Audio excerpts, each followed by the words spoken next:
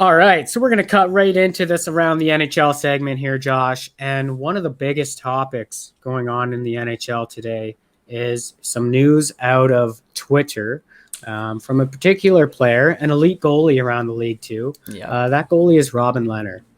And so Robin Lehner has been sharing some thoughts these last few days on Twitter. And I got to say, they are shocking to say the least, eh? Yeah. Oh yeah, man. I mean, everywhere I go, I mean, I'm just playing pickup hockey, and we're in the change room, and everyone left, right, and center is like, "Did you see what Leonard said?" And it's wild, man. So I mean, let's explain, go through it, and let's break this thing down. Yeah, so going through it, I'm just going to pop up some tweets here. So Leonard's he's been pretty active on Twitter and sharing his thoughts about one team in particular. No shocker here, it's the Buffalo Sabres, and just how they've been treating some of their players. Going back to his experience with them, and obviously how the whole situation with Jack Eichel has been so far. So he's been sharing some thoughts. So I'm gonna break down some of his tweets here. Okay, All so. right. Pointing towards the Buffalo Sabres, he tweets, "They screwed my ankle big time. Then surgery and then pills. No care, ... almost died. But after forcing leg press after few weeks, after bad high ankle sprain first game, that is foot after treatment." Again, he shows the pictures on Twitter. "Later is my soul gone after after a month after surgery. It's not all pretty." So that's kind of shocking. And then he goes on to say, is it common for workplaces to give out benzodiazepines to employees when they travel and Ambien? Should that not be done by doctors or psychiatrists? Asking for a friend. This doesn't happen in Vegas, to be clear, but I know many other teams. I also been on other teams that do. Thoughts on that, Josh? Those are they're strong claims. I mean, the Buffalo Sabres have been in a disastrous situation. This is the last thing this organization needs. They've just publicly stripped their captain. All these crazy reports are coming out of Eichel and his surgery, and now Leonard comes out and directly attacks them, and it is just not good to be a part of the Buffalo Sabres organization right now, and I don't think this story is going to go away anytime soon. No, it doesn't appear to be. And I think the biggest thing too is the fact that Buffalo is still holding back the medical records of Jack Eichel from other teams to look at. And, that's probably holding up this process quite a bit. And, it's pretty shady of Buffalo to be doing that. It's supposed to be something that you're able to access, especially when you're in trade discussions with a player. But for instance, Vladimir Tarasenko was, part of a lot of trade talks this summer. And, every team had access to his medical documents. He had a couple shoulder surgeries, and every team was able to see the medical records and see what the latest updates of that were. Yep. But from our understanding is Jack Eichel has been hidden from other teams, and that's pretty alarming to say the least. Yeah. It goes against what the Buffalo Sabres want right now, and there's no reason to do that. I mean, Eichel honestly wants out of that organization, and can you blame him?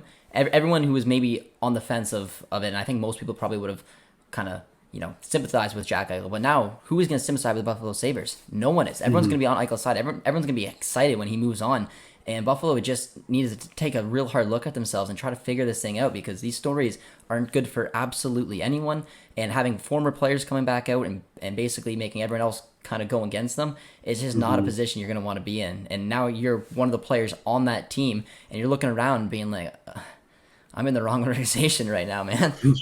Yeah, it's got to be an eerie feeling being part of that locker room. Obviously, the players are probably pretty good at putting that kind of stuff aside, but when you hear these reports coming out, it does make you kind of question, the organization that you're now a part of, and where that's all going to lead to. Lehner has already said on Twitter too that he's prepared to put out a story every day until the NHL does something about this or somebody steps in and stops this from happening. And the latest report from Elliot Friedman is that the NHL has reached out to Lehner already, after the first day of tweets, really. And, they want to set up an interview. So that's good to hear. But where's that going to lead is the next big question mark, right? What comes out of this interview? Does Lehner face any supplementary discipline from some of his tweets? I really hope it doesn't go in that direction because, it would suck to see that happen because players would then not feel like they could speak out.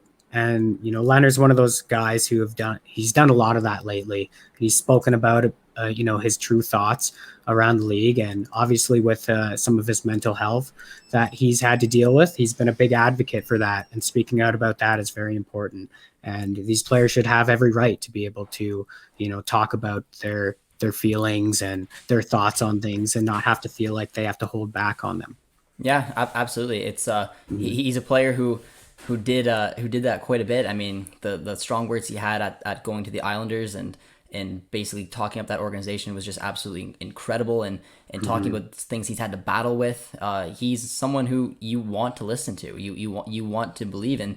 And now he had an opportunity to again show his feelings and you don't want these kind of things because we've seen different stories come out over the years of things that different organizations have done that they've tried to hide. So I hope players don't get kind of struck back for speaking the truth. And I don't think it'll affect whether he gets fined or not. I don't think you'll ever put Robin Lehner's opinion down. I think you'll always feel comfortable saying it no matter what. But not every player will. Yeah, exactly. So it's really cool to see a player like Robin Lehner speaking out and trying to get these things out to the public because, quite frankly, they need to be because it's unacceptable for team doctors to be prescribing these players these types of pills and stuff. And when it's kind of under the table and a shady way of doing it, and they're trying to give these players medications for things that aren't necessarily supposed to be given to them, right? For what they're dealing with. Rick Westhead is another guy who kind of talked about it too on Twitter.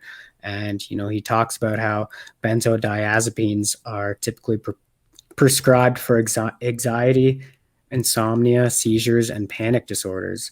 They're known to slow brain activity down.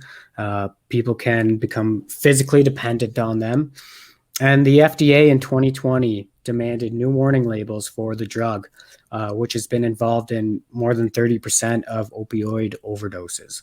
So kind of scary when you kind of think of it that way, that, some of these team doctors essentially around the league that Robin Lehner's claiming that they're kind of handing them out to players to help them sleep. But, and not really taking care of the players properly. So something that definitely needs changed.